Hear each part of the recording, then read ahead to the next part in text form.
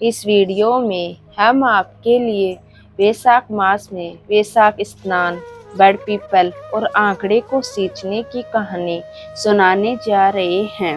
बहुत समय पहले की बात है। नर्मदा नदी के तट पर एक छोटा सा गांव था। उस गांव में एक बुजुर्ग वैसे दंपति रहते थे। उसके 2 बेटे और 2 बहुएं भी थी। बुजुर्ग का रोज का नेम था कि वो रोज नर्मदा नदी पर स्नान करने जाते और वहीं स्नान के बाद एक लोटा जल लेकर सूर्य देव को जल अर्पित करते, फिर पीपल और आंकड़े के पेड़ को सींचते। वह उनके रोज का नेम था। एक बार की बात है, वैशाख का महीना आने वाला था तो बुजुर्ग ने अपनी पत्नी से कहा कि भाग्यवान, मेरी तबीयत कुछ ठीक नहीं है और कल से वैशाख का महीना लगने वाला है। मुझे लगता है कि मेरा नर्मदा नदी के तट पर स्नान करने का नियम टूट जाएगा। तबीयत खराब होने के कारण मैं वहां नहीं जा सकता। तब बुजुर्ग की पत्नी ने कहा कि आप इतने दुखी क्यों होते हो? भाग्यवान, भगवान की कृपा से हमारे 2 बेटे और 2 बहुएं हैं। आप अपने दोनों बेटों बहुओं से कह दो, उनमें से कोई न कोई नर्मदा नदी के तट से जल लाकर आपको दे देगा। तब बुजुर्ग ने कहा कि भाग्यवान, इस बार मेरा बहुत मन है कि हम जोड़े से स्नान करें। तब बुजुर्ग की पत्नी ने कहा, आपने तो मेरे मन की बात कह दी। मैं भी यही सोच रही थी। अब आप चिंता मत कीजिए, अब हम दोनों जोड़े से स्नान करेंगे। तब वैसे दंपति ने अपने दोनों बेटों और बहुओं को बुलाया और अपने मन की बात अपने बेटे और बहुओं से कही। तब वैसे का बड़ा बेटा बोला कि पिताजी, आप तो जानते ही हैं, मैं दूसरे शहर में नौकरी करने जाता हूँ और सुबह 5 बजे ही मैं घर से निकल जाता हूँ, तो मैं तो आपका यह काम नहीं कर पाऊंगा। फिर बड़ी बहू भी बोली, पिताजी, मुझे भी जल्दी उठकर इनके लिए एक खाना बनाना पड़ता है, इसलिए मैं भी आपके लिए नर्मदा नदी से जल नहीं ला सकती, क्योंकि 1-2 दिन की बात होती तो कुछ कर भी देती, लेकिन पूरे महीने का नियम है, मैं यह नहीं निभा पाऊंगी। तब वैसे के छोटा बेटा और बहू ने कहा, माँ, पिताजी, आप चिंता मत कीजिए, हम दोनों नर्मदा नदी से आपके लिए जल लाया करेंगे। दोनों जरूर वैशाख स्नान करना।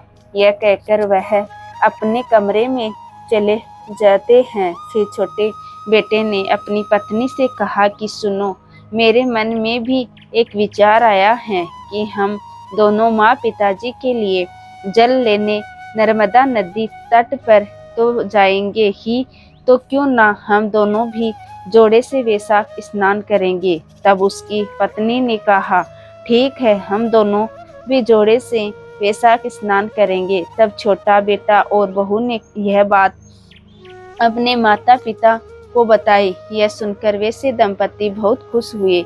दूसरे ही दिन सुबह 4 बजे उठकर वैसे के बेटा और बहू नर्मदा नदी के घाट पर पहुंच गए। दोनों ने नदी में स्नान किया और जल लेकर घर आ गए। घर आकर उन्होंने वह जल अपने माता पिता को दे दिया। फिर उस बुजुर्ग दंपति ने एक-एक जल लोटा निकाल कर रख लिया और बाकी के जल से दोनों पति पत्नी ने स्नान कर लिया। फिर लोटे के जल से सूर्य देव को जल अर्पित किया और फिर पीपल और आंकड़े के पेड़ को सींचा। बड़ पीपल और आंकड़े के पेड़ की पूजा की तथा 5 परिक्रमा लगाई। फिर छोटी बहू उन्हें भोजन देती है। बुजुर्ग दंपति भोजन कर लेते हैं। धीरे धीरे इस तरह पूरा वैशाख का महीना बीत जाता है। फिर वैशाख की पूर्णिमा आने वाली थी, तो वैशाख की पूर्णिमा से 1 दिन पहले बुजुर्ग दंपति अपने छोटे बेटे और बहू से कहा कि तुम दोनों ने भी हमारे साथ वैशाख स्नान किया है, इसका संपूर्ण फल पाने के लिए हमें 2 ब्राह्मण दंपति को भोजन कराना चाहिए। तब उन्होंने अपनी छोटी बहू से कहा कि बहू, तुम कल अच्छे से तैयारी करना और 2 जोड़े ब्राह्मण को गांव से बुलाकर लाना और हम उन्हें भोजन कराएंगे और दक्षिणा भी देंगे। तब बेटा बहू ने कहा, ठीक है पिताजी, आप लोग जैसा चाहते हैं वैसा ही होगा। फिर सुबह छोटी बहू जल्दी उठी और भोजन तैयार किया। भोजन तैयार करने के बाद वह गांव में ब्राह्मण और ब्राह्मणी को बुलाने गई तो रास्ते में उसे दो ब्राह्मण और ब्राह्मणियां आती हुई दिखी। तो छोटी बहू ने सोचा कि शायद कोई तीर्थ यात्री हैं, यह हमारे गांव के तो नहीं हैं, क्यों ना भोजन के लिए इन्हीं को घर ले जाऊं। फिर छोटी बहू उनके पास गई, उनको प्रणाम किया और कहा, हे ब्राह्मण, आज वैशाख पूर्णिमा के दिन हमारे सास ससुर जोड़े से दो ब्राह्मण ब्राह्मणियों को भोजन कराना चाहते हैं। कृपया आप मेरे साथ भोजन करने के लिए मेरे घर पर चलिए। तब वो ब्राह्मण ब्राह्मणी बोले, बेटी, हम तो तीर्थ यात्री हैं, हमें भोजन मिल जाए इससे बड़ी बात और क्या हो सकती है।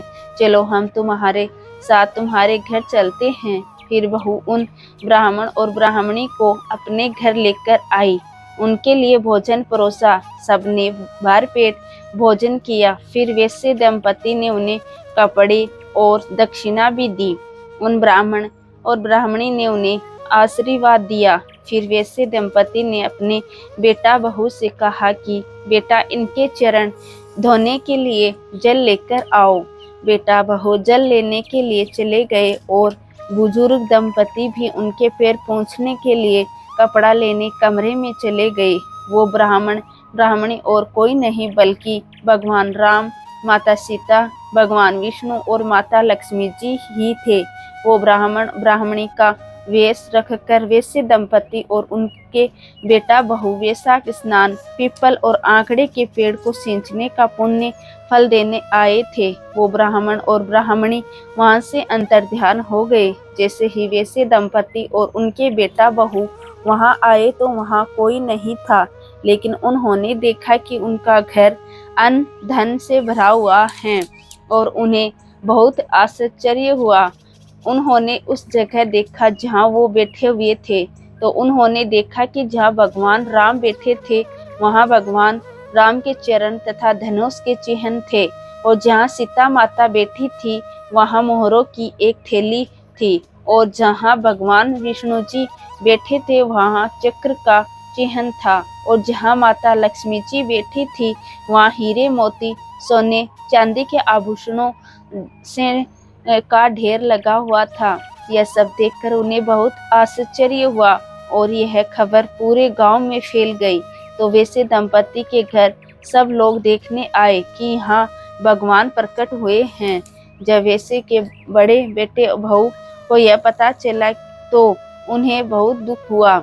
अगर हम भी वैशाख स्नान करते और माँ पिताजी को नर्मदा नदी का जल लाकर देते तो हमें भी भगवान के दर्शन होते। फिर वैसे दंपति ने गांव वालों से कहा कि वैशाख मास में स्नान करने से और बड़ पीपल आंकड़े को सींचने से घर की दरिद्रता दूर होती है तथा घर में सुख समृद्धि का वास होता है। तो ये पीपल देव, हे वैशाख देव, जैसा सुख आपने वैसे दंपति को दिया वैसा ही इस कहानी को कहते सुनते और हुंकार भरते सबको देना। जय भगवान विष्णु की।